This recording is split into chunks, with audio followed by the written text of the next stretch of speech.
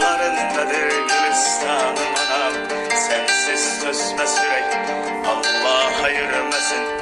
Kederi zulmet ile geçer sensiz anım anam. Şöhretim şanım anam, elim atsanım anam. Ne kadar iskanlar bitip bile gülşenlerinde. Sen ki bir ömür fida eylemiş evladına.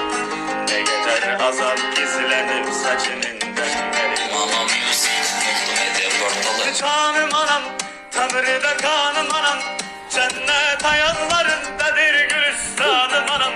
Sensiz söz sürey Allah ayırmasın. Kederi zulmet ile geçer sensiz anım anam. Şöhretim şanım anam, elim atsanım anam. Ne kadar itkanlar bitip bile gülşenlerinde. Sen ki bir ömür fida eylemiş evladına. Ne kadar azap gizlenip saçının benlerinde. En güzel hanım anam, cennet hurisi sen. Senin ettiğin dualarla işe çaptı başım.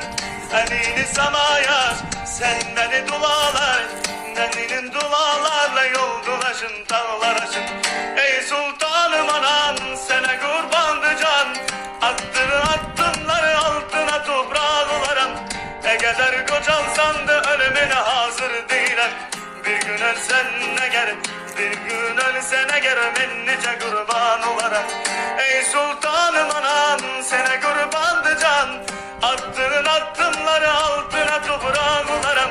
Ne kadar kocalsan da ölümüne hazır değilim. Bir gün ölsen ne ger, bir gün ölsen ne ger, ben nice sağ olarım.